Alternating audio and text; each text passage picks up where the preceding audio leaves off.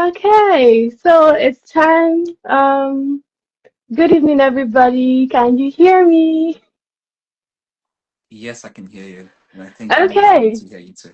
yes, that's perfect. So, hi, my name is Chikire Aku-Ibe, the founder of Kaire Tribe, and I'm here with Emmanuel. So, but before I formally introduce Emmanuel to you, kind of to warm up and to ease the tension in the room, I want you guys to introduce yourselves, where you're joining us from, and what you look forward to, gaining from this session today.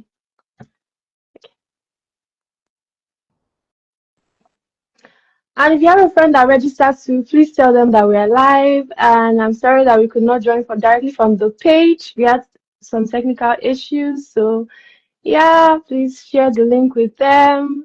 Yes, I can see the comments.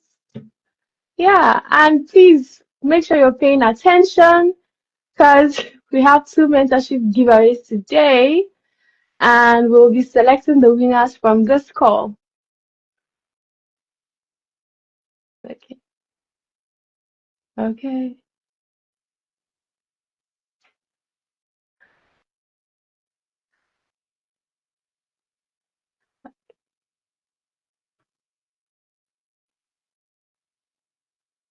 Okay, I can see your comments. Good evening. Good evening, Modesta. Hi.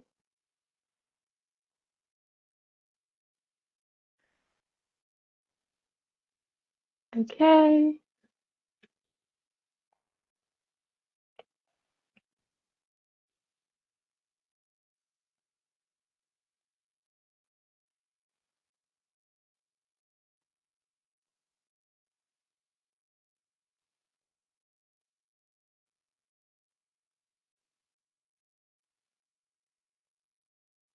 Okay.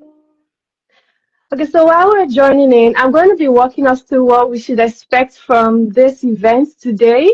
So we're going to be starting with the opening and the introductions.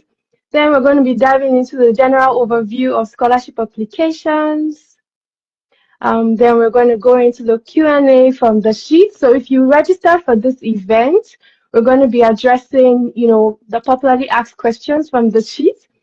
Then we're going to be introducing Kaire Tribe to you and team members that are on the call.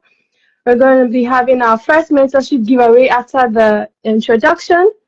Then we're going to take maybe one or two questions from the call and continue with the questions from the sheet. Then we're going to be having the second giveaway and the vote of thanks. So I wanted to see the excitement on the comment section. I don't think you guys are so excited as we are.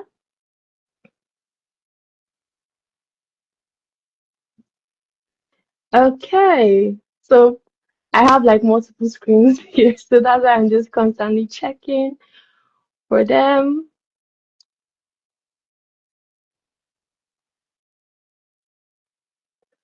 Okay. So this is me welcoming you to our event today, our brand launch. I'm going to be telling you about what we do at Carrier Tribe and what to expect from us.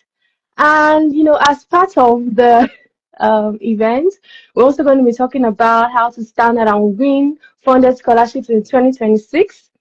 And with us here, we have a special guest, as you can see. I'm going to, formally introduce Emmanuel. I want to see the excitement as I'm introducing Emmanuel to you all. Okay. So as part of the introduction, I'm going to be reading his bio. So Emmanuel is an Oxford-trained energy and technology professional, scholarship recipient, and mentor passionate about helping students access global opportunities. He holds an MSc with distinction in energy systems from the University of Oxford, where he studied as a Standard Bank Scholarship Fellow and previously earned a first-class degree in electrical and electronics engineering from the Federal University of Technology, Owerri. In 2020, Emmanuel was selected from over 2,000 applicants across Africa to receive the $40,000 Mastercard Foundation co-founded scholarship at Nigerian University of Technology and Management, recognizing his leadership, innovation, and entrepreneurship potential. I want to see the excitement in the room. He has also received support from the U.S. Embassy's Opportunities Funds program, which supports outstanding students pursuing international education. Today, Emmanuel works as a software product manager at Aurora Energy, developing data-driven software solutions for global energy markets. Alongside his professional career, he is deeply committed to mentorship and access to education, supporting students with scholarship applications, personal statements, CVs, interviews, and navigating the realities of studying abroad. Through his talks, Emmanuel shares practical, honest, and actionable insights on securing scholarships, positioning oneself for competitive opportunities, and building confidence as a student from underrepresented background. His story combines academic excellence, resilience, and strategic preparation, inspiring students to believe that global opportunities are attainable with the right guidance and mindset.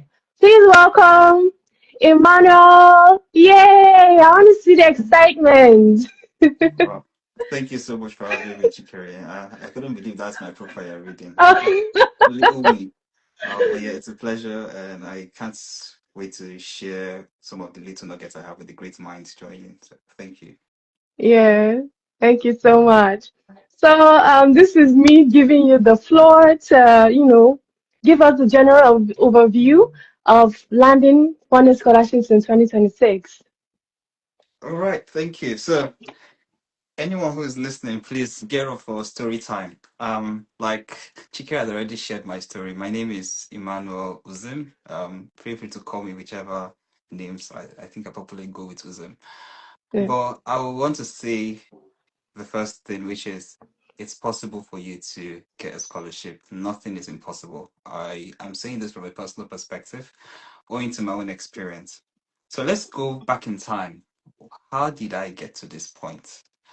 So back in 2013, I was deliberating, what do I want to do next with my life? I just finished secondary school. So much expectation, first son, first child, all those things that come with it. And somehow I just wanted to escape home. I needed that independence. Mm-hmm. My parents wanted me to do medicine. Sadly, I broke my dad's heart, but I think he has forgiven me because I made it up to him. But I was wondering, what do I do instead of medicine? And that's when the place of engineering came in. So I applied to FUTO, which is Federal University of Technology, Owerri, and that was where I started my journey as an engineer. Spent 5 years. It wasn't the easiest journey so far. So I know the story might look like, oh, this has been like a soft landing for Emmanuel, but it wasn't as much as that. So if you're listening and you feel like, hey, I'm actually going through my academics and probably I'm having some one or two roller coaster journey, I'm just trying to let you know that it's possible for you to still finish well. So at the end of the day, I finished with the first class narrowly so that you will understand. So for those of you who have been asking questions about does my GP matter, does it not matter? I'm just letting you know headstrong that you can still make it. Just make sure you give it your Mm-hmm. best shot.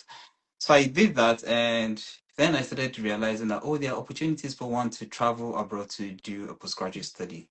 Mm-hmm. And to my thoughts, I felt okay, maybe I needed to do a master's first or probably do something else before getting admission. But then I was told that, you can actually get direct PhD. So here was I saying, good, this is what I want. So I started applying. I think started making my own investigation about schools. Um, Mm-hmm. I didn't have the funding. So I know people have been asking questions about funding. If it was about funding, maybe I would have told my dad or his brothers to sell all the land in the village that we had to send me to school. But I realizing that the instinct I had was I had to do it myself. So I had to start looking for opportunities. I needed funding for my IELTS. I needed funding for my GRE. I needed funding for some of these certificates that I needed to present to show to the schools.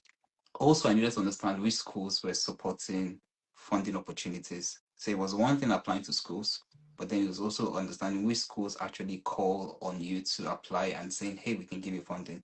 So my first target was the US. I started applying to the US. It was a wonderful experience. I had friends also who were supportive. Good thing I also was part of the opportunities funding program by Education USA. So I applied to that. So if you know about Education USA, it's part of the US Embassy that helps support students in navigating their way through into getting graduate opportunities. So I was there. I got sponsored to write my GRE. I also got sponsored to write my TOEFL, and that really enabled me to start applying to schools. However, as much as this seemed really beautiful, I also faced challenges, Mm-hmm. rejection back to back. So if you're hearing my story and it feels like, oh, it's like probably the most seamless journey. Hey, I spent probably a year or two receiving rejections. I remember I applied to quite a good number of universities. I wish I tracked the numbers. But I did apply to some which were like very, very peculiar to me, like UC Berkeley, Massachusetts Institute of Technology, Stanford, you name the schools, both high top tier schools and even like middle tier schools. But some of them I had admissions but no funding. Others probably came with partial funding. And at some point I wanted to give up. In fact, I thought about throwing in the towel. And that's when I got the opportunity with NUTM. And that kind of helped me to like take some step back to understand what exactly am I trying to do. Now I'll mention to you that while I was applying, one of the feedback I got from the course coordinators was like, hey, we think you're best fit for a master's program than a PhD program. And the reason is Mm-hmm. because we've seen your exposure, we've seen what you've done in terms of your career. We see that you have more industry background than research background. So that Mm-hmm. helped me to let's say, strategize. And I guess that was like the turning point for me. So please, whatever you're doing, the main thing is take a step back, understand what is my story, what is my journey, how do I see myself coming in the long term. So that's what I did. I took that 1 year gap to go back to school to understand what do I want to do. Then I realized that, hey, maybe I want to go into something around digital innovation.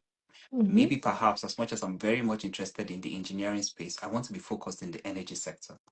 So now tying these two together, digital innovation, energy, there was so much potential in that Yeah. space. We've been hearing so much about people doing solar systems and the likes, and these are like physical products. But is there a way we can optimize these operations? And I was like, maybe not many people have thought about this. Maybe there's a gap I've identified, and I've actually started building myself after university to get into that space. So that's what I decided to do. I took up some courses. So hey, I didn't fold my hands. I went back to the drawing board, started doing some data analysis program, probably started learning about Python and all of those other interesting topics. And yeah, I found myself working, but then I told myself, just one more try, Emmanuel, one more. If it does not work, we're training the towel. In fact, we'll throw the towel, throw it inside wherever we want to do it. I don't even know, I'll donate to the towel, whichever the case. But that's how I decided to shoot my shot one more time. And this time I was very strategic. I told myself I was Mm-hmm. going to apply to 3 schools in each continent. Well, let's say continent at this point. So let's just say 3 countries I was looking out for. One was the US, the second was Canada, and then the third was the UK. Now, see how I arranged it in terms of priority. Mm. US, Canada, UK. How things turned out, I don't know, but I'm glad that it actually happened that way. So in the US, I applied to, if I do remember, Purdue University. In Canada, I think I did apply to UBC. So Chikire, I could have been your colleague by now. And then in the UK, I thought about it, I was like, does UK really have funding? Most people I know are actually paying to go to school. And I was like, you know what, I will look out for schools that have funding. And then I used Google as my backup. And I searched, okay, I need a school that is offering something relating to energy, digital innovation, but also has funding. Very important. And thank God Google was on my side and it suggested 3 schools that stood out. It suggested University of Edinburgh, suggested University of Cambridge, and then University of Oxford. I looked at this list. I was like, does Google really understand what I asked for? I'm looking for schools that will accept me, not schools that will still reject me and give me heartbreak. But then I was like, you know what? I'm going to be very meticulous in my application. And I did decide to choose Oxford. Not because of I felt like, oh, I was the best person to apply. But I just wanted to challenge myself and say, hey, if other people can do it, I can do it. If my history has been probably rejection from other lower tier schools, what's the worst that can happen? I could still get rejection from Oxford. But the good thing I know is I tried and I didn't give up. So yes, I did apply to these 3 different schools. I got admission into the 3 of them. And then when it came to making decision, I found myself in Oxford. So that's been my story so far. It wasn't the most easiest journey, but I think it's one tailored around understanding what my passion is, also putting in the work by probably saying that I work on myself in terms of developing myself career wise, volunteering in the right spaces, but also seeking mentorship. And the last but not the most, in fact, I still feel like this is the most important thing, the God factor, because God was definitely on my side. I won't lie to Yeah. anyone here. Yeah. So that's how I found myself in this wonderful space.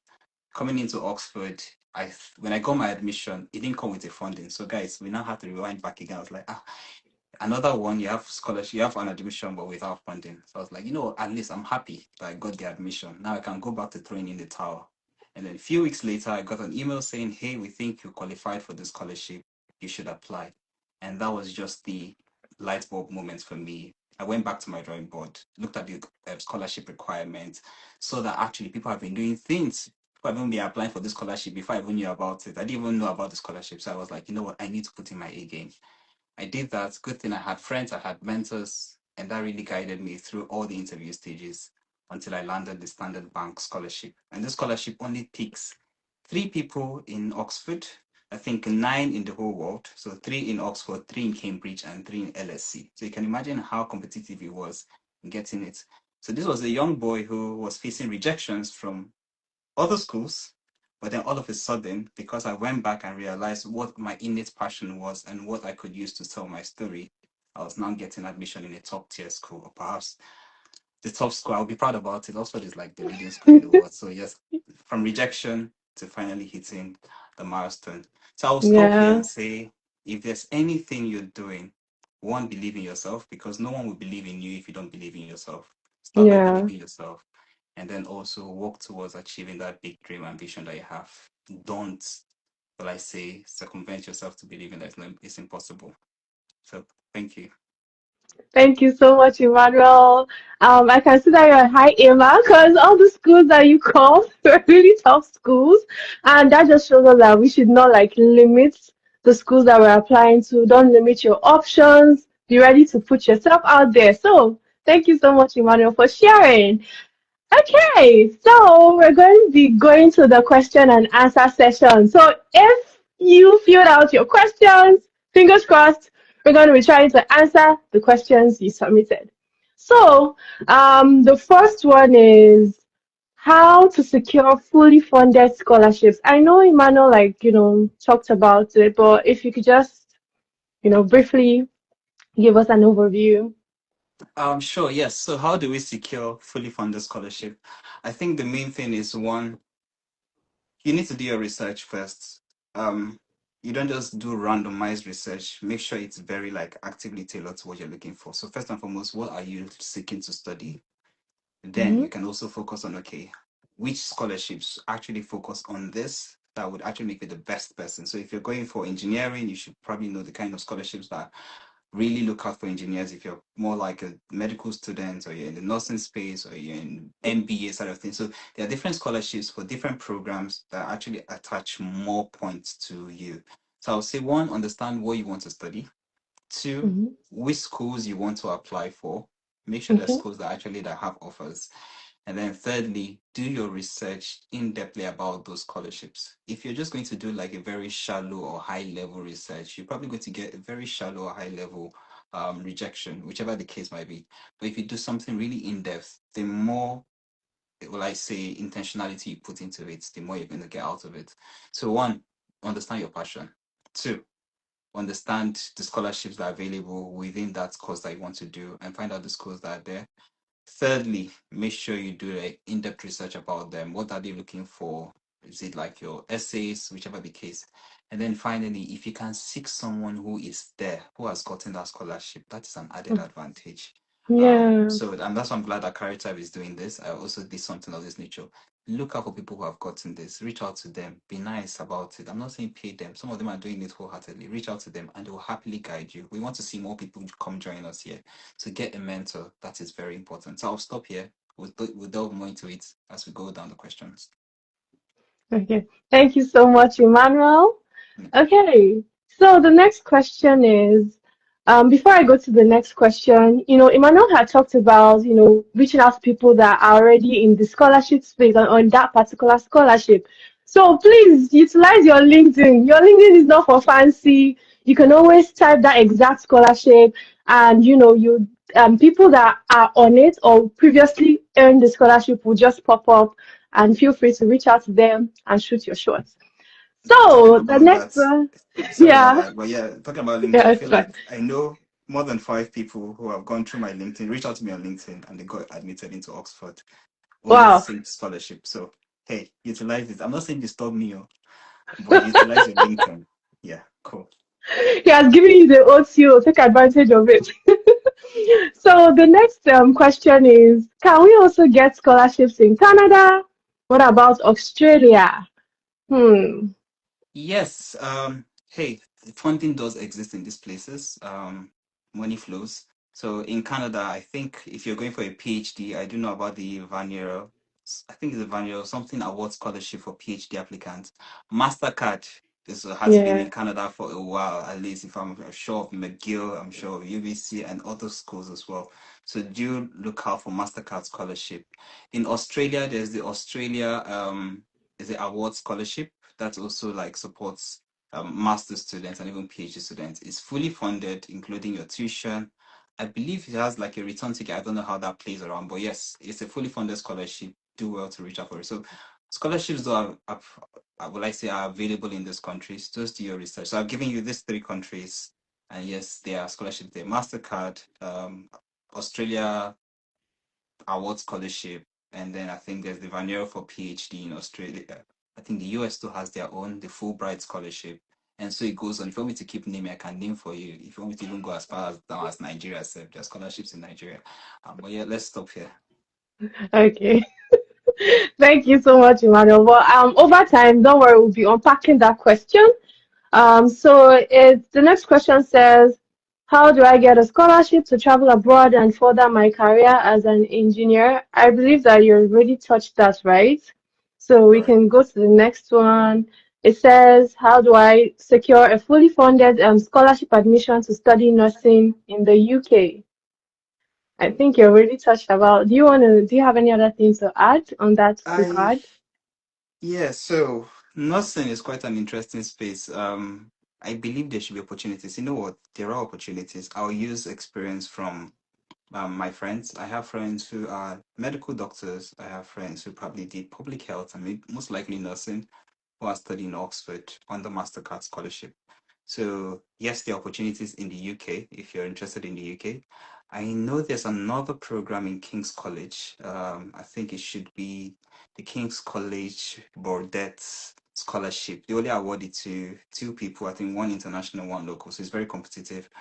But whichever the case, I would say shoot your shot. Yes, Chevening and Commonwealth also do take in nursing students in the UK. I guess this question is tailored to the UK. But Yeah. yes, there are actually scholarships that do not shoot or don't shoot yourself in the leg and say, oh, they're not scholarships and the likes. I think the most important thing is how you sell your story. You might not necessarily be doing, I think for King's College, it's called clinical nursing, MSc in clinical nursing. For other universities, most likely Oxford, it could be something else. You might be working with the Northfield Department of Health, whichever the case. But just make sure you look for the course and then check to see that they actually offer funding. For Oxford Northfield department, I know they're like the most wealthiest departments in Oxford, so they do offer fundings. But if you still want to go through the African route where you want to go through Mastercard scholarship or the AFOS scholarship, is possible. Cambridge could also have something similar. So hey, everyone is welcome, including nursing students. Yeah. So if you're in the healthcare profession, you're in the nursing profession, yeah, this is definitely for you. The next question says, how do I get a scholarship without NYSC certificate?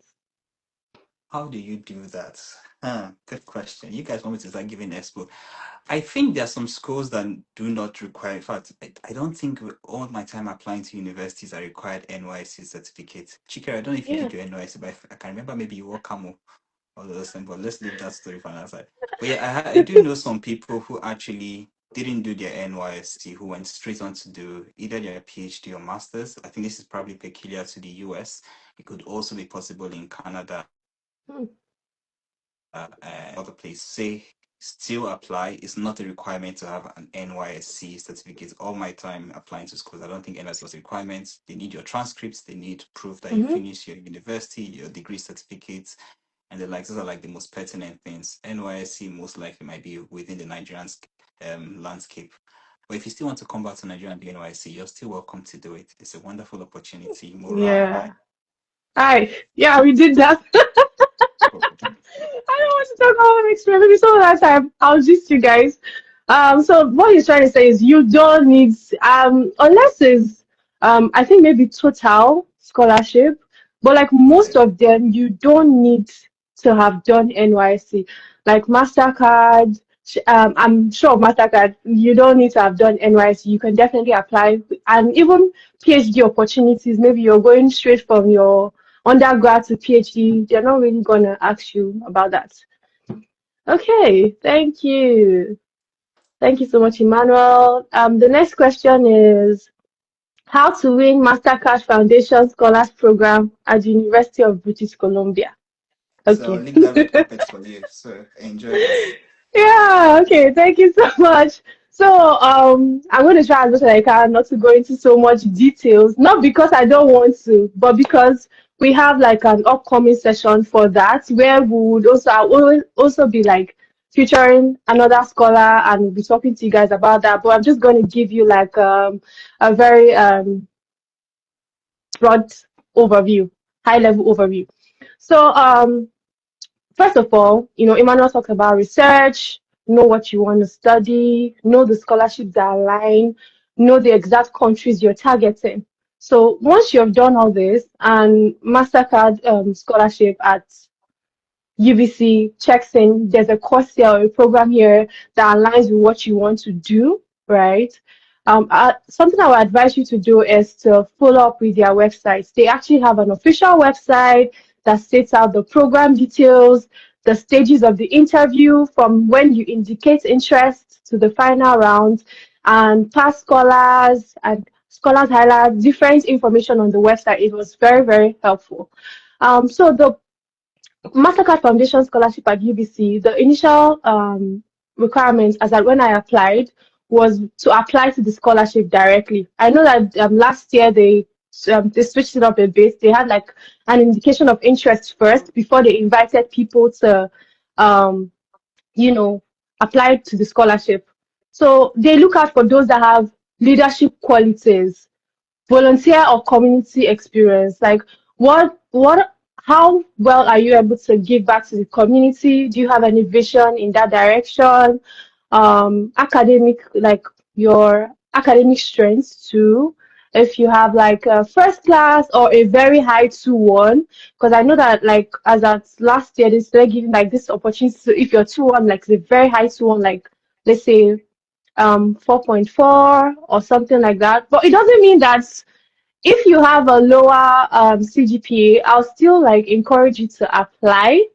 I don't believe in people completely shutting out opportunities without trying and all that. So these are the major things they're looking out for: your impact, leadership, academic strengths, how well you align with that degree. So when you're submitting your documents, like Emmanuel had mentioned, like your when you're applying directly to the scholarship here, you'll be asked to upload your academic CV, right? And during my time, I'm talking based on my time, right? Then two recommendation letters showing your community impact. And I remember that back then there was this random project. It was more like I was like a campus ambassador for Unilever, and they were doing that in partnership with UNICEF. So I was able to get a recommendation letter straight up from UNICEF, like by the coordinator on UNICEF. And then there was one from TEDx Photo. So like, because back in school, I had a lot of volunteering experience. So that's why in school I'm encouraging you, socialize, volunteer. You don't only be doing book. Make sure you're actively involved as much as you're building your academic life, you're building your social life too, right? And then there was now this whole I made it past that stage. And one beautiful thing I want to tell you is have people that you're applying with, have friends that you're applying with, have that accountability partner, create that group chat of you and your friends that want to, apply for scholarships or admissions abroad. Make sure you're constantly posting opportunities there. You're talking to each other, because that really helped me a lot, because I had a friend and I had a group of friends that were applying for admissions together and all that, which was super helpful, because seeing someone else do it, even when you're tired, you still be motivated to do it. And then one thing I would generally also encourage is, in this world of AI, please, AI can be very instrumental in terms of criticizing your essays. You can literally like upload um it depends on, just try to take out some sensitive details because of privacy and all that, but like you can literally upload like a sketch of your essay and be like, hey, you are a panel on the Mastercard Foundation Scholar admission program at UBC for this particular course. Criticize this essay based on, you can even upload the Mastercard, like what Mastercard is looking out for prior to the prior to your essay, to just give the AI tool you're using, maybe ChatGPT, an idea of the criteria that they're looking out for, right? And then now give it the role play. You're part of the panel session. This is my essay. Criticize it, and you would actually get criticism based on that. And then you can also, based on the feedback you get, you can use it to improve your essays. You can also have people, because I know that back then I had reached out to past scholars who also helped me to review my essay. Even like friends that are not necessarily at UBC but had, experience applying for grad school. I was shameless in reaching out to people, whether you know me, not know me. Once you accept my connection request, I would just go straight to the point. Tell them, oh my God, it's so nice to connect with you. Chikire, I'm currently looking at applying for this. Please be very polite and how do I put it, intentional about your introduction. Because, well, I don't, there's something else to say, but I'll just save it for that question when we ask it, right? Be very, very, intentional about getting feedback from people, especially people that have been in that situation before and all that. And I also say it's all about sharing your story. I remember when I had done the first draft of my essay, I had a friend of mine look at it and he was like, he wasn't feeling the essay. Like the way we spoke, like, yeah, his name is Victory. So the way we spoke about it, yeah, I cried. That was that, because it's how well you're able to tell your story. It took me reflecting on my past experiences because before then I had never applied for scholarship opportunities. So it was more like I had to reflect so hard, because the truth is that they don't know you. So you have to do the best you can in telling your story. Make sure that all your documents are intact, your contact information are intact. If they give you December 12th as deadline, you have submitted for that deadline, you have the right recommenders, your interview, you're prepared for your interviews, you ask the right questions before the interviews, watch a lot of YouTube videos, contact people, and yeah, just do the things right. And like Emmanuel said, please, that God factor is very, very important too, because it's before that was my first time applying to grad school, and I was so shocked. No, because but it can only just be the power of God, and how well you're able to present yourself in the best possible way you can. So always remember to put your best foot forward. Thank you. So at that, I'm going to be going right into the Kaire Tribe introduction. So what do we do at Kaire Tribe? What are you expecting? And all that. So I'm going to tell you a story that you're going to relate to, instead of just going. So there's this girl, her name is Adeze. She wakes up early in the morning, tired. She still has to go to school. In school, she's trying so hard to concentrate. She's tired because she has worked multiple jobs. She is constantly thinking about how to pay her fees in school. She's overwhelmed. She's not even sure if she's going to complete that degree. After school, she rushes to work. tries to raise money for her fees. She's back home, tired, exhausted. So I am standing here today on behalf of all the Adezes in Nigeria because we understand what it is like. I understand, Emmanuel understands what it is like to be in a position whereby you are in school, but then you're constantly worried about your fees and how to clear up your bills while still paying attention. And amidst this problem, you see that the dropout rate among Nigerian universities estimated at 22%, largely due to financial difficulties. Yes, there are thousands and thousands of scholarships out there available to Nigerian students. You're wondering what is the problem? The problem is around lack of application guidance. I'm sure you're seeing thousands of applications, thousands of opportunities. You don't know where to start from. There's information overload, right? Maybe this particular platform you're on, every morning they are posting different scholarships. You don't really know where to start from. You don't even know if you're eligible. And then there's no personalized recommendation. I mean, it's up to you to figure out which one is best for you. And this was further confirmed from our survey analysis at the Federal University of Technology, Owerri. So I'm introducing to you Kaire Tribe. Our vision is to ensure that every Nigerian student out there, irrespective of their background, have equal access to the right opportunities in terms of education, in terms of mentorship, and good opportunities that are right for them. So we are presenting to you a community, a platform where you get personalized insights to undergraduate and recent graduate opportunities in terms of we're currently working on our website. I don't want to talk too much about that. When we are ready for you, we're going to be having a separate launch for that one. So just stay tuned, right? We're planning a lot of information sessions, just like this one you're seeing here. So we're going to be having people, past scholars, past, present, even if it's even possible, future scholars, come to talk to you about their experiences and answer your questions on. So like, just think of any scholarship, Mastercard, Chevney, Rhodes. We're going to be trying our best to get all those scholars come talk to you to answer your questions.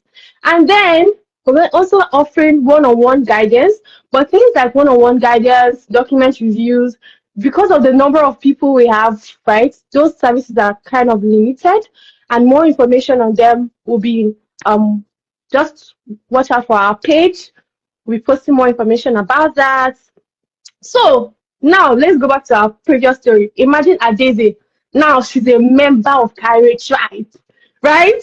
She wakes up in the morning. She's confident. She dresses up to school on her way to classes. She's concentrating, knowing that she has either landed that scholarship opportunity or on her way to landing one, right? And guess what? She now has time to network, to volunteer, to gain all those extra experiences needed for her to access more global opportunities. Because this comes from putting yourself out there as a person. And then she's back home. I mean, as a Jacobian that she is, she now has time to study, right? So, please, with Kaire Tribe, let us be the catalyst in your academic journey.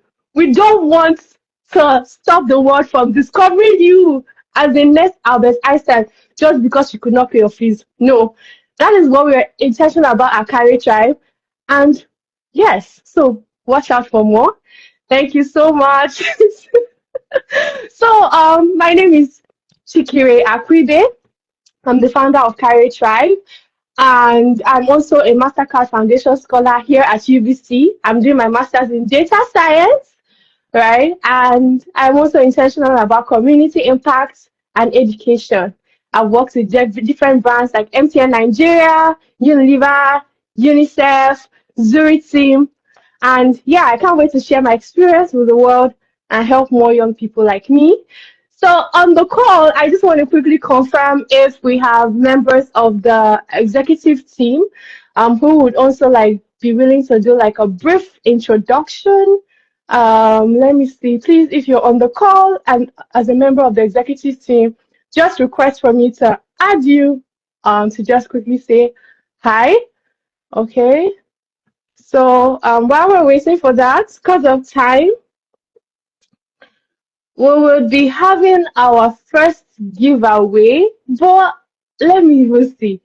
So,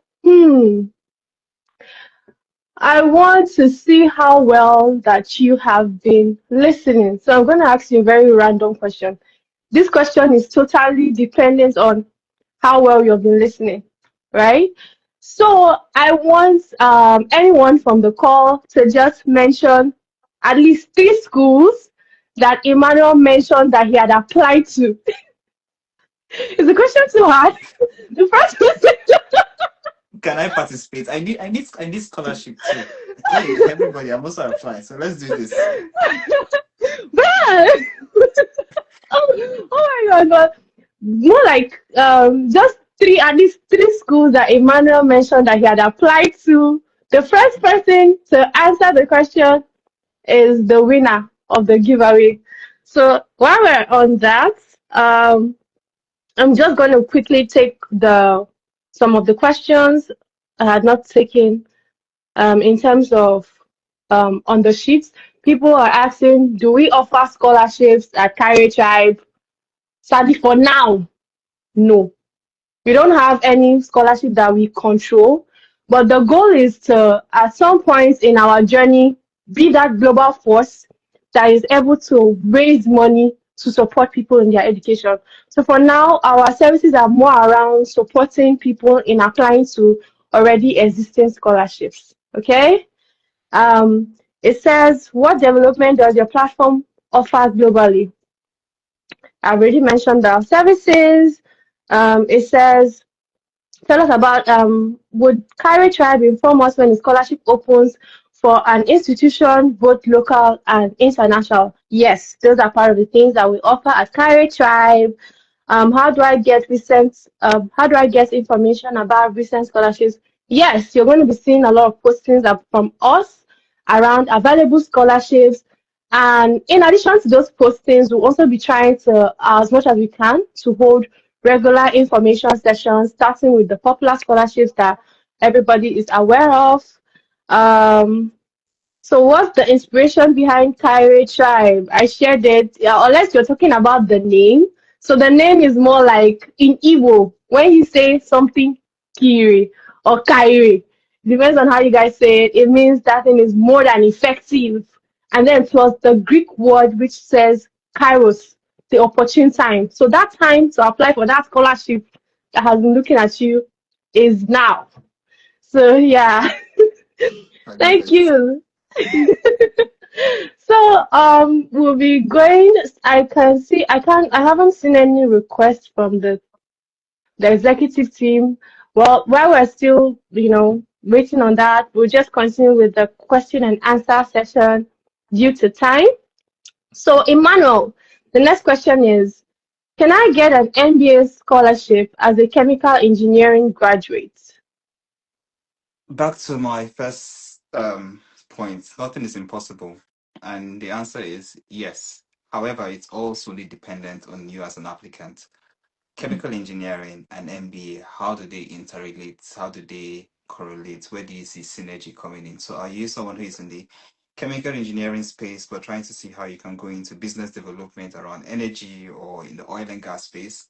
Are you so I think I know someone who actually has an experience in chemical engineering. He did an MBA and is probably like managing an oil company back in Nigeria at the moment. I don't know about funding or thereabout, but yes, this person did an MBA. And because this person put himself as an executive who wants to actually build businesses or who wants to help in managing, let's say, global brands, whichever the case. So Mm-hmm. if you're a chemical engineer, but you want to pivot. I think that's the term. You're pivoting into going into MBA because you want to go into something like business building, or you want to you have a startup in mind, or you want to work with some of the top consulting companies in the world, maybe the big fours, or you want to work with like one of the banks, you name it. Yes, it's possible. However, how you sell your story. So for myself, I had an engineering background, but I wanted to pivot from being an engineer or a hardcore engineer to being someone who is more involved in building softwares and solutions. And I have to tell my story as to I really see this gap where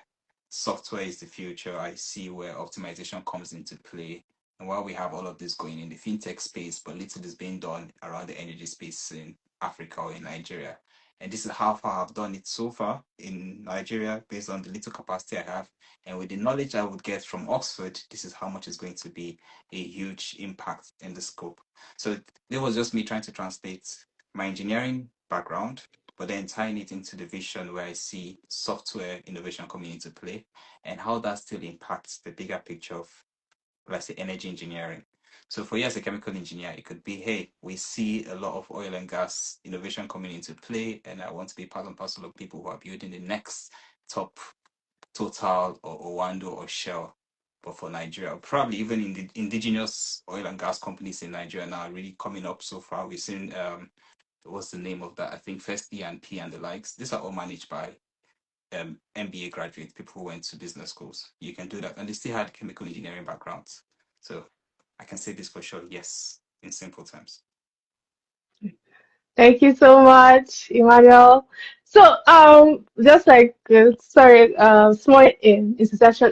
I can see that Ada Okoro, like, if I'm not mistaken, I think she's the first person that gave three schools that Emmanuel applied to. Okay, so What did she say? I can't see the chat, so I don't know whether she's correct or not. What did she say? okay, she said, Podio, UC Berkeley, and Oxford. Mm, sharp. Okay, so congratulations, Adokoro. You are our first winner of the mentorship. Please make sure that you're following us on Kaire Tribe and send us a DM for us to connect with you. Thank you. Thank you so much. Okay, so the next question is around I want to strengthen my PhD proposal for scholarship applications. Could you share tips on how to make it outstanding and competitive? Beautiful. So yes, one thing I do advise people who are trying to apply for a PhD is understand what you're getting yourself into. If you're doing a PhD, make sure you're very passionate about it. I'm speaking from one experience. So I applied for PhD. I had so many like research proposals, but still yet it didn't sell the story. So before you going for a PhD, please make sure that it's something you're really passionate about because hey, there's going to be a supervisor who's going to read your proposal and say, I really want to work with this person for the next 3 to 5 years. And I'm not saying it's impossible. So that's what I'm saying. Make sure you give it your all. Second thing is to reach out to the schools that you're applying to. So whatever research you're looking out for, it's important that the school you're applying to supports that research a whole lot because you don't want to go into a space where no one is going to take you seriously or no one will give you the full support you need. Now, how does this full support come into play? Is there a faculty member or faculty in that university that is actually doing the research you're doing? Because once you have a supervisor that is in the same frequency with you, trust me, you're in Mm, good space. If you yeah. have a supervisor that doesn't really take you seriously, you're going to struggle. So you need to make sure you reach out, find out schools and departments or faculty members who are doing your research. The moment they see that you want to do a PhD with them that aligns with what they are doing, they will take you on board and would want to have a conversation with you to talk more. Third thing is your application, do well to have it reviewed by someone who is actually doing a PhD. So you can't come and meet me, who is a master's graduate, and say, "Hey, I want to apply for a PhD. Can you review my application?" I will review it from a very biased place of a 1 year postgraduate student compared to Mhm. someone who actually understands the rudimentary of PhD applications. So your research proposal, get it reviewed by someone. And then I think the last thing I would say is make sure you apply early. Reason because some of these schools and supervisors already have like a budgeted timeline where they seek for proposals, and many people are sending in proposals. Once they pick someone, they close the window. So I know when I reached out to some professors, they were like, "Oh, really nice, but I've already picked people I'm going to be working with for this period of time." So it's more like they've closed the doors to their labs. So make sure you start early so that at least you'll be the first people to or first person to get the interest of a supervisor. That would be the top points I'm going to give to you. But the most important one is make sure you have someone who has gone through that process, probably within that university or probably outside, just like Chikere did, and see how they can help guide you in your application so it stands out. Before I forget, let me even state something. Make sure that whatever research you're doing, I think what makes you stand out is that do something that not everybody's doing. It's very, very important. You don't want to go and be doing a research that it's already like a word of mouth with everybody. Do something that is unique. We're seeing AI coming into place. If you're going into maybe research around microbiology, you probably want to say, okay, how do I do something very disruptive that no one has thought about? And get yourself to stand up, because once people see that, they're like, oh yes, this person is actually trying to do something new. And if this scales through and it becomes a success, I want to be attached to this brand. I want to be attached to this PhD research. I want to be attached to the name. So do Mm-hmm. something that is out of the blues. I'm not saying you should go the extra mile and say you want to go and start exploring if God exists in Mars, but more like do something that actually really, really stands out, something unique, something that once you bring it up, someone will say, yes, this person actually knows their onions and really wants to do this. So that would just be me. But yeah, I think that would be my advice to whoever wants to have a standing out PhD proposal. Yeah. Thank you so much, Emmanuel, for sharing that insight. So if you're applying for a PhD, please take note of those tips. So, next question. I can't afford IELTS. Is there any other way I can provide proof of English for my application? Yes, there are many ways you can apply, or at least you can provide. The first one I do know is you can reach out to your school to provide like uh, a letter stating that you did your studies in English. Um, I think that really goes a long way. I've asked some people, did it work? And they said yes. So that is the first option. Secondly, if you cannot afford to pay for IELTS, I think there are cheaper options like Duolingo. Um, I know I spoke to someone who's studying in Ireland, and I asked him, did you do IELTS? He was like, no, I just submitted Duolingo and they took it. I have another friend who studied in the US, and I remember I knew when she was actually using Duolingo for her IELTS. I mean, for her English test. I was struggling to write IELTS, and here was this young lady who was applying for another very closely related degree in the US, and she just did Duolingo and they accepted her. I was like, why? Why is Oxford stressing me with IELTS? So yes, you can still provide Duolingo. That is also possible. And then, if you're really interested in writing IELTS, there are some programs just like Kaire Tribe that actually support people with funding. So they help pay your examination fees for this test. I think this is the Taiwo. I can't remember the name. If you can remember the name, it's something Taiwo something. He's a young man. Yes. Yeah. So applications usually open every year. People submit, and then if you're being picked, you'll be mentored, you'll be guided through, and they will also pay for your tests. At some point, maybe Kyrie Tribe would do something like that. Chikere, Okay. I'm looking That, at well, both of you. yeah, Um, sorry.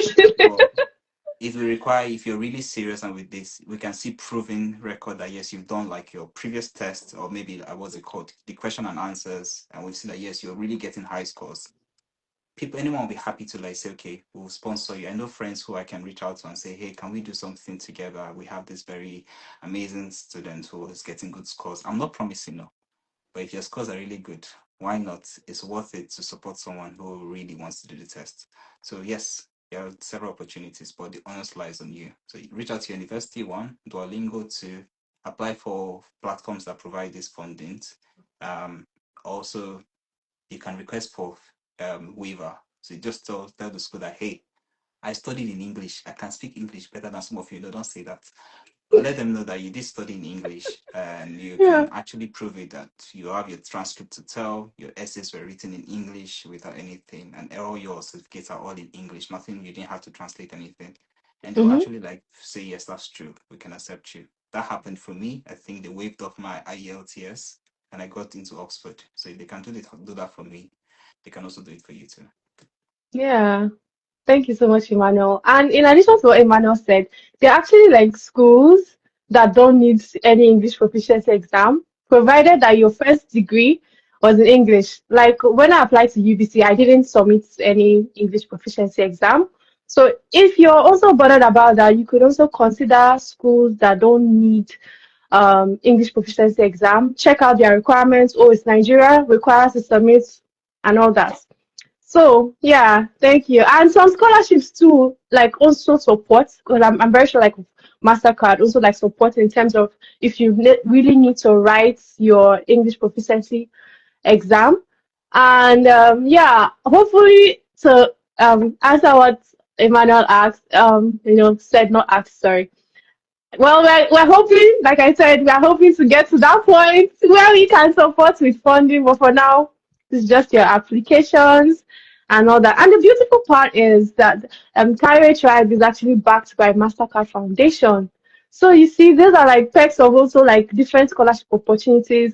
It's not just limited to only your academics, but your overall improvement as a person. So, thank you so much. Another question is, how do okay, I think we've answered this. We're about fully funded scholarships. Um, let's see. Okay, this question. This person was very, very intentional. I was like, I cannot skip this question. It was very, very intentional about the details. So, Emmanuel, please, the question is a bit lengthy. It says,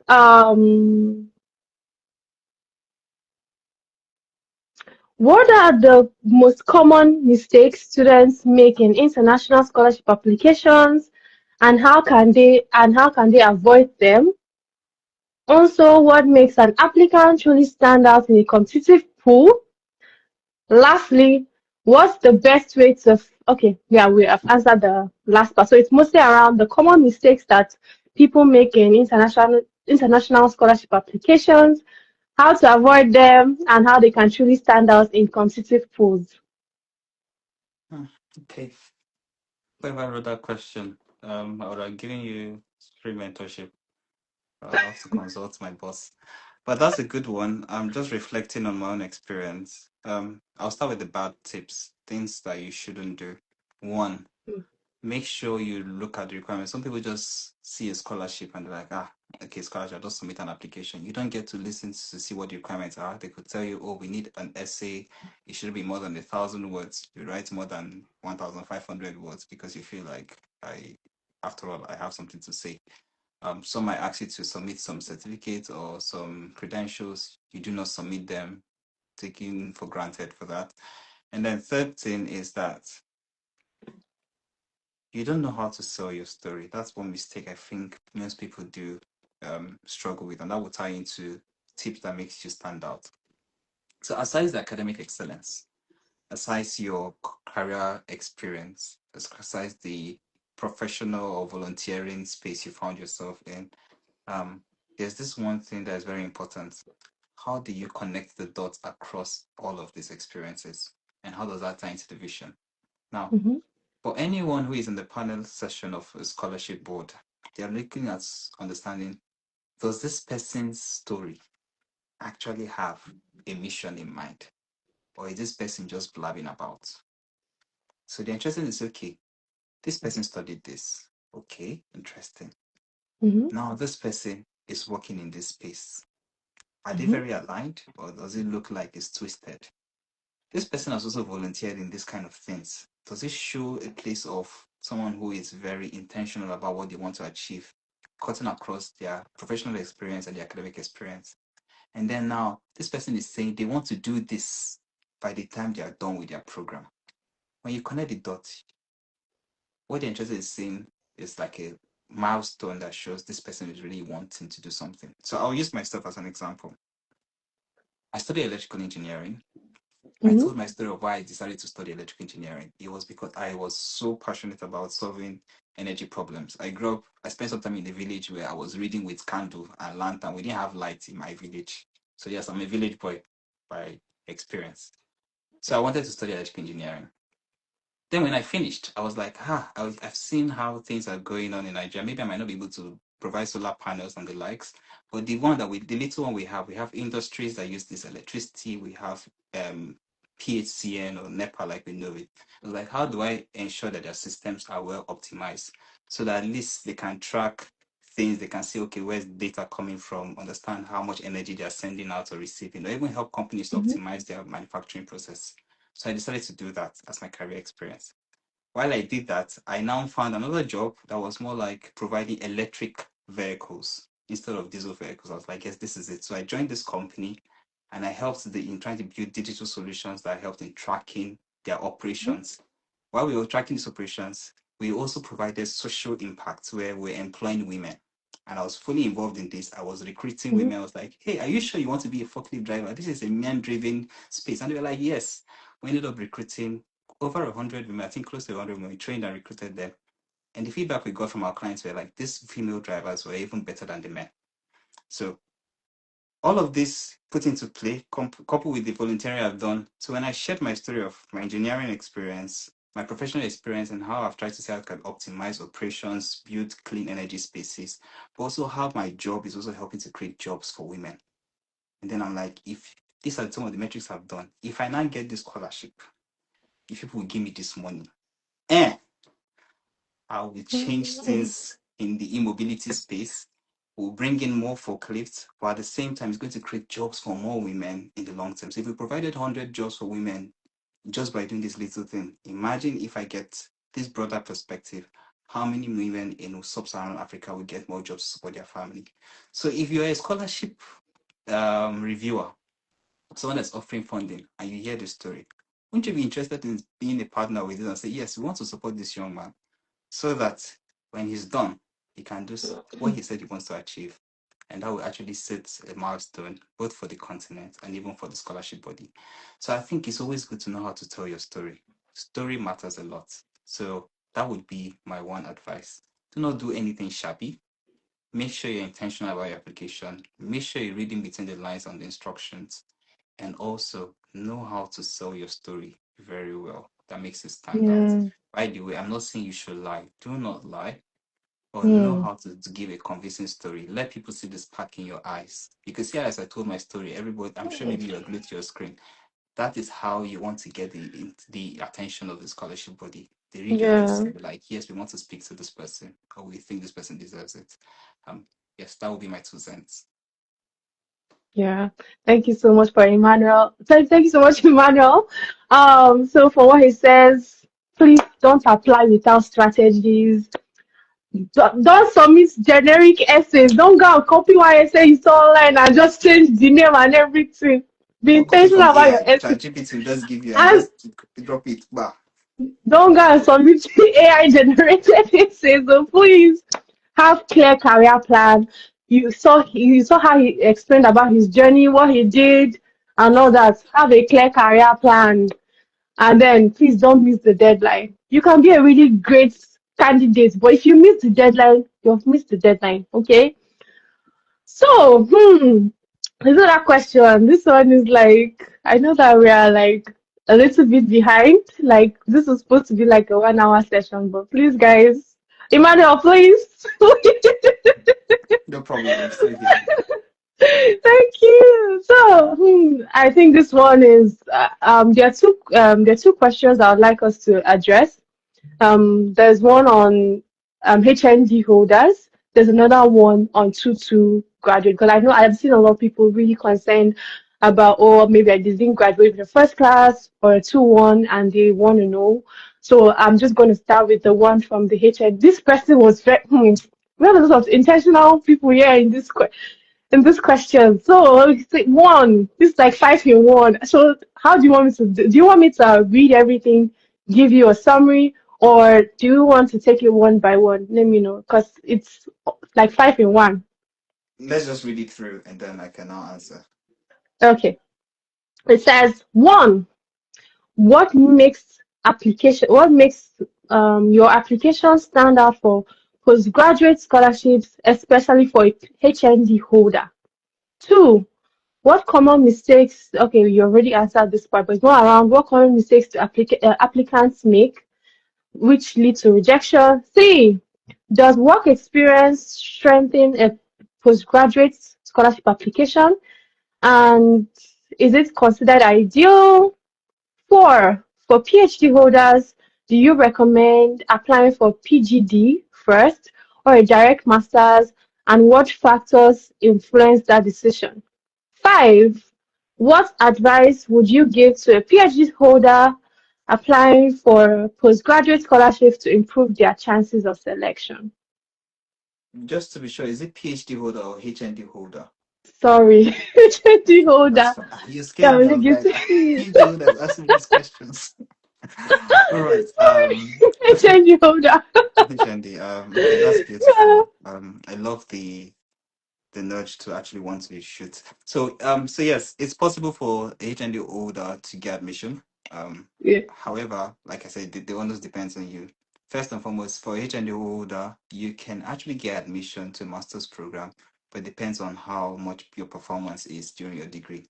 So if you have a very good grade, let's say a very high performing grade, equivalent to what you have for maybe a bachelor's degree, whichever the case, you can still be able to sell your story. So if you have your high grades, that could be equivalent to getting you into a degree. Now, you have to be conscious of the kind of course you're applying for, degree you're applying for.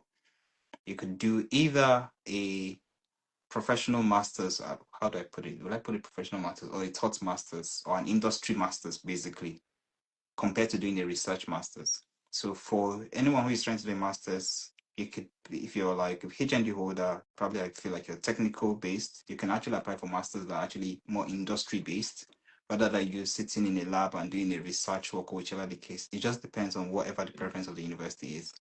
Secondly, the type of university you apply to is very sacrosanct. Um, there are polytechnics I know of in the UK, at least there's one I know. It should be is it WPI? Trying to remember the name of the boys. I don't want to say it's Worcester thereabout, but WPI is a polytechnic in the UK. I mean the US, and I think they do take in HND holders if you're a very high performing student. Same as for other universities too. So it's possible. Career experience is an added advantage. So if you do not have like probably very high grades in that regard, but your career experience kind of shows that you do have good technical expertise, or if it's a research experience, that would also sell you off.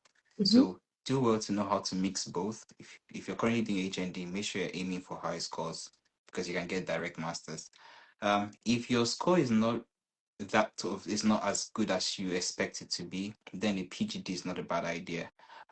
Different countries have their uniqueness. The UK could probably be flexible in accepting someone who has maybe what's it called, a HND degree.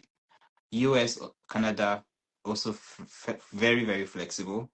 Mhm. Germany might be hardcore and say no, we need you to have like a bachelor's degree. So it's either you do a PGD that helps. So different countries have their uniqueness. I think also do your research around that. But yes, a PGD wouldn't be a bad idea. I kind of did like a PG. I didn't do a P. I didn't have, or I wasn't a HND graduate, but I still went back to school because I was really interested in school, and I did a 1 year degree, which was equivalent to an MBA, but because it wasn't accredited by the university, the NUC, it was given a postgraduate diploma, and that really helped me in a lot in finding what I wanted. But maybe also because I had a good score there, and it was around digital innovation, that sold me off to Oxford. So go, you can still do a PGD, get your good scores, get a first class, whichever the case. Call me and say, Emmanuel, I made a brand styling first class, and I want to apply to the school. I'll give you the full support. So yes, two options. If you have a very good grade, apply. You can get direct masters. If it's not so good, can do the PGD. Also, make sure your professional experience helps to solidify your professional status, so that when you're applying, they take you serious. That will be me. Yep, simple. Yeah. Thank you so much. I can even see someone on the call. She says, "Those are my questions." So he has given you the tip. You're Feel welcome. free. Feel free to reach out. The next question would be on, let me see. Okay, so I understand that getting a fully funded scholarship can be quite challenging from my own attempts. I've been privileged to obtain partial scholarships with a 2-1. Okay, this is not really like a question. So I'm looking for, because of time, I'm just looking for a particular question for 2-2. So it's more like for someone that is like a 2-2, that graduated with a 2-2, what are like their options in terms of getting funding or getting a scholarship, to either do their masters or a PhD? I'll try to be very realistic. The opportunity might be very slim. People say I'm very optimistic and I try to make people happy. I'll smile and say it. The opportunities are very slim. However, you can still get it. What is most important is how you tell your story. Mm-hmm. Just like Chikire said, volunteering does help. Some scholarships actually wouldn't probably fully pay attention to your academic performance. So they do give points to Mm-hmm. applications. They might say, okay, I thought we're allocating 20 points for your performance in school. We allocate another 20 points for your volunteering. We allocate 20 points for whatever it is. So if you are probably lacking in the academic front, make sure you actually take advantage of the other opportunities and say, okay, how can I bolster my scores or how do I bolster my application in this aspect? Trust me, someone can have a first class, but their story might not sell compared to you who has a 2-1. Yeah. I was a first class student. I wasn't getting my PhD applications. But I know people who had 2-1 and probably maybe people who finished with HND and they were just getting admission. I was like, what's going on? Do they have 2 heads or what have I missing? In fact, I could have probably committed, but let me not say it, what I wanted to do that time. It's in the past. But yeah, it was a case of people knew how to sell themselves better than I did.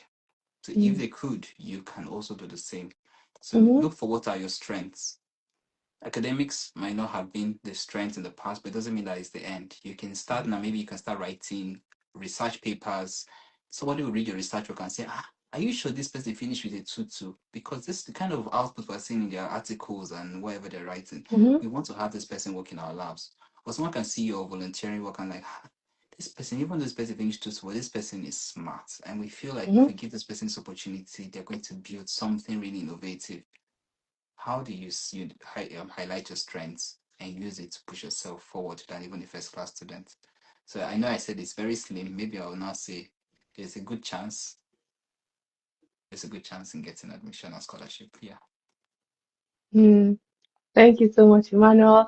And in addition to what Emmanuel said, in terms of complementing your degree, that research, applying for fellowships, participating in research, whether it is technically, like in terms of maybe if you're someone that codes or builds different projects. So if you can be able to show that you have strengths in these other areas, to be honest, some schools actually understand that, oh, there might be some issues around maybe your first degree, maybe something happened and the person was not able to, finish with a high grade. In some applications, you might even like see an opportunity to explain a bad grade or maybe to explain maybe why you feel like you must have graduated with a 2-2, while also saying that in as much as you graduated with a 2-2, these are things that you have been able to achieve. So for someone like that, you have to be very focused on results. What are the things you have done? What are the things that you have achieved? So that it kind of like shifts the attention away from your, degree to now your experience. So you're shifting the person that is reviewing your application attention away from your transcripts, away from your degree to your experience and what you have actually done. Thank you. So Thank you too for that. I think this is like the last question for Emmanuel. Emmanuel, do you want to take more? Fired up. I've got my bottle of water, so let's go. Okay, he says, what is the effect of the US visa ban on Nigerian students seeking scholarship opportunities in the US? That person doesn't like me. All right. So let's be serious. So the U.S. ban, sadly, yes, it's affected Nigerians. However, it doesn't mean that's the end of the road. I think it's probably just like a short-term thing. I don't know how long it's going to last. It's just a diplomatic thingy that the US are trying to use to try to curb migration. However, you can still be able to apply to the US. You could, I think some scholarship body do still take applications unless they categorically state that, hey, we are not taking in applications from Nigeria. I think where the challenge is when you now decide to do your visa. So yes, you can still apply to these US schools. You'll still have a chance of getting a scholarship. And if possible, your scholarship body, if they see you worthy enough to support you even through the visa application, saying, hey, we know this person has needs this very much and we want this person to come do this with us. So that's very important.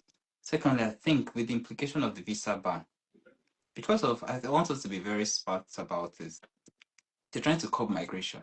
So if you're not putting in your application, because I think for people who did apply to the US and their visa, they always ask this question of what are you going to do in the US? And some people will say, oh, I'm going to do a PhD and I'm going to do this, I'm going to do that. But they are looking to hear if you have anything that will bring you back to your home country. So if you can tie your application back and say, hey, by the time I'm done, I hope to come back to do this or to do that in Nigeria, I think that will give them a clear notion that, okay, this person is not just doing this for the sake of just trying to emigrate away from Nigeria. There's a Mm-hmm. high chance that this person is going to come back to do things. So try to tie your moving abroad for your studies to something back to Nigeria, saying, hey, I am still very much passionate about this. I have this I'm building in Nigeria. I have this I'm currently doing, such that it can help. I'm not saying that they will accept your application. I don't know what's going on.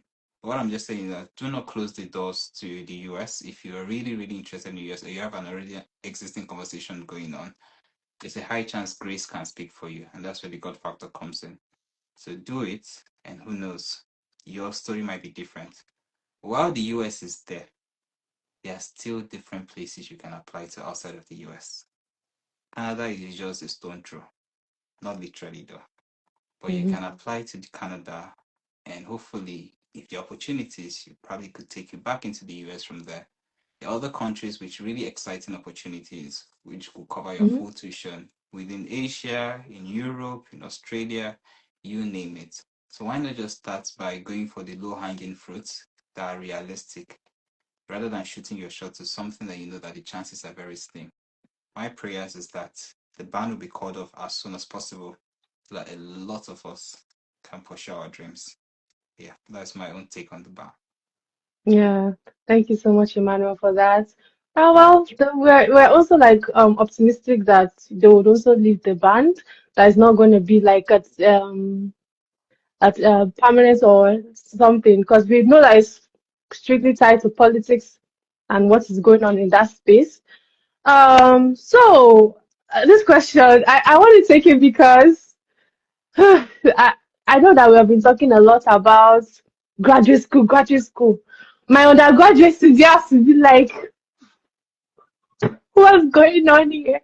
Okay, so this is for, yeah, we also like focus on Nigerian scholarships that support undergraduate degrees, like, supporting you through your MTN Foundation scholarship application, Chevron scholarship application, Total scholarship application, PDF. PDTF, yeah, PDTF, federal government scholarship, and all that. So this person says, how do I work hard to pass my jam, especially now that I'm full of fear because I wrote last year and was not admitted? Hmm. So the thing is that I think this is more like a reflection.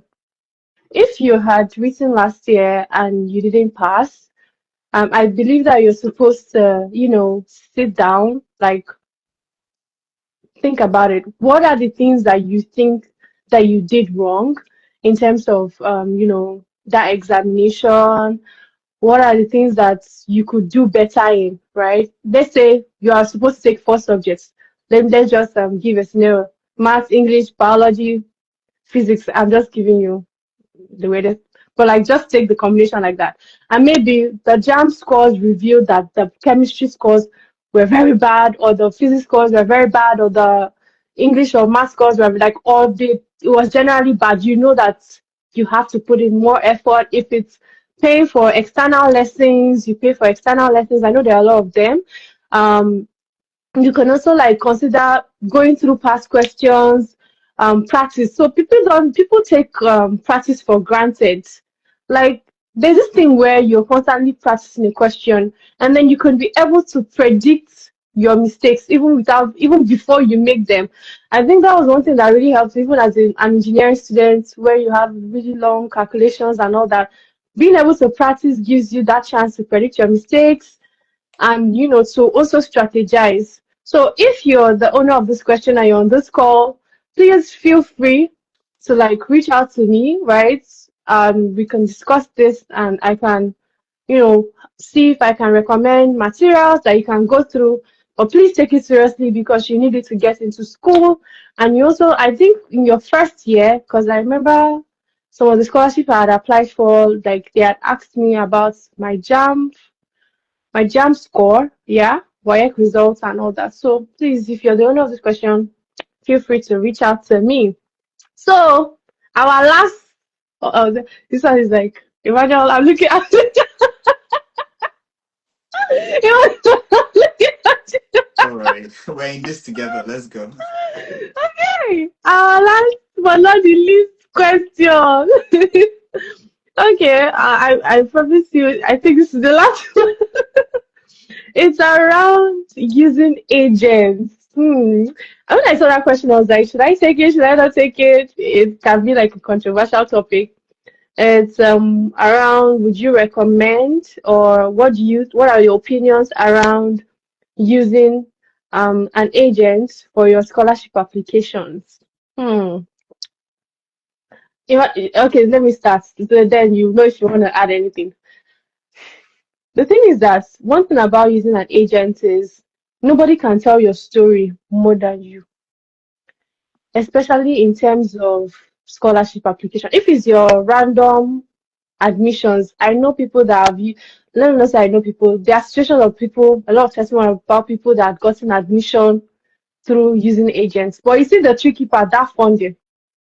If you're someone that now wants funding, it's not like you cannot get it through using an agent, but I would recommend that you do the application yourself because you're going to be in a better chance to tell your story. You're going to be in a better chance to spend time on your application. You're not handling like application for like 3 or 10 or 50 or 100 other people. It's just you, yourself, and your application. You're going to be in a better position, right, to look for opportunities that benefit you the most. There's this thing called selfish interest whenever you're doing anything, right? In terms of applying to schools, the agent has their own selfish interest. You have your own selfish interest and all that. So when you're doing those funding applications by yourself, your selfish interest is priority because it's for you. So you're looking for things that are best for you. So when it comes to getting a fully funded scholarship, you can do it by yourself. You just need to ask the right questions, reach out to the right people, and be able to tell your story, organize your documents well. And it is not something that is impossible. It is even, I feel like this is my own opinion, though. Please don't quote me anyway. I feel like you stand a higher chance of getting a fully funded scholarship if you apply by yourself, generally speaking. You can have people that review your essays for you. You can have people, but be in control. Be in control of your applications. Yeah. Yeah, just to add to that, an agent could see you through to the door. In my own case, I had to do 2 interviews. So if I'd consulted an agent to do it for me, I probably don't know how I would have told my story better. The agent will not do the Mhm. interview for me. So, but because I wrote the essays, because I sold my story, and because they wanted to sit down here, who is this young man? And when I reached that venture, or when I got to that point, I was able to tell it genuinely because I know I did it myself. Not all scholarship requires you to have interviews, but genuinely, I feel like the best way to go about it is to yourself. Now, opportunities like Kaire Tribe are not charging you one dime. We're doing this from a place of volunteering because we've seen how the experience has been from us. So let us be your agent in simple terms. Don't stress us. However, let us Mm, help you look through your application and guide you and tell you what to do. Don't start from a place of laziness because when you get to the point when you now start the mm, degree program, I don't know how you're going to go about it. Would you also look for an agent to help you go through your classes or to do your assignments? Because how you start determines how the entire process will be. So why not start now, understand the ropes, so that when you get there, you won't start struggling and saying, I wish, who sent me, why did this agent pick this school for me? When I applied to Oxford, at some point, there were times when I would just carry my pillow and cry into it. And like, why did I even choose Oxford? I'm like, God, let me just live with a pass. I don't want to even get distinction. So if it was an agent that did it for me, probably I would have been swearing for the agent by now. I would tell you wherever you are, no business they will come to you again. However, but because I did it myself, I that motivated me to say, you know what, Emmanuel, you can do Mm, this. You got yourself to this point. Don't let imposter syndrome draw you down. Keep mm-hmm. pushing. And hey, the same person that was praying for a pass ended up getting a distinction. So please, whatever you do, just make sure you have someone who can stand in there to review your work for you. It might not be easy for them to allocate time fully, but go for it. Yeah, If you still want to go through an agent, that is totally fine. But make sure you're yeah, not giving them everything to do. While they're doing it, make sure you're doing your own review of whatever they're doing. You can also give them mm-hmm. your suggestion and say, hey, these are the schools I want, this is the degree I want, this is the kind of scholarship I'm looking out for. This is my story. I've written this. Can you help me review it? Do you think this will tie Mm-hmm. into the schools you're looking into? It's not a bad idea, but it's not hard to play the game and play it well. Don't just be Yeah, lazy. If you're yes, lazy, please I'll don't, fight you. don't be lazy. Yeah, and in addition to what Emmanuel said, we as a community, we are willing to support you, especially with info sessions like this, regularly posting opportunities. But I wanted to add something to what Emmanuel said. So in terms of charging, well, the thing is that Kaire Tribe, we actually have services that we intend to charge for in the future, but we're not like charging them from a place of profit.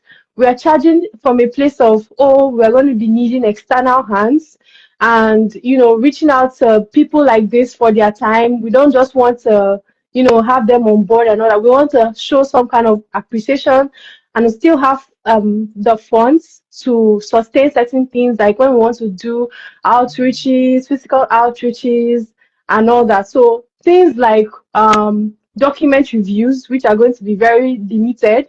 Um, Currently, the team might not be able to, review everything. So if you see chances around document reviews or having that one-on-one mentorship being assigned to somebody maybe for a period of time, and you see that, oh, you have to pay some kind of fee to access that service, it is from a place of us being able to sustain the community and also appreciate that external person for their time and for their services. Okay, but we understand that we're dealing with Nigerian students, so we don't intend to charge something outrageous or something that is not going to be affordable. So yeah, and who knows, like as we grow and as we're able to, sell our vision to companies and other bodies, then we can even get to opportunity to a point where everything would be completely considered free because we are willing to sustain and fund all those external services that we're going to be employing in the community. Yeah. So thank you so much. So that's the end of the question. I'm still, oh my God, I'm really tempted. I think that's the Just end of the question. Yeah, if it's okay, if you can permit me, I think there's something I wanted to mention, which is yeah. one tip I do give people whenever they're applying to schools, especially for your essays. Please make sure whatever you're doing is data backed. So I've Yeah. looked at essays and I see people say things of what they've done, but you can't tie it to any evidence. So please, as much as possible, whatever little project you're working on, I'm not saying that you did something that solved the entire problem in the world. It could be your little community, it could be while you're volunteering, but make Mm-hmm. sure you tie it, make it data backed. Oh, I supported 100 people and this is what it translated to, or I did a thought for 200 days and this is how many hours whatever it is, just make sure that there's data to back it. In my own case, I was like, oh, we started off with 6 forklifts and then we expanded to 100 forklifts, and this is how much Mm-hmm. equivalent CO2 we're saving per year. And if we did this, this is what it translates to. If I'm making reference to challenges that I found that, oh, in Africa, Africa contributes X amount of emissions per year. So make sure you tie it to reasonable data because that's the only way people will actually believe you.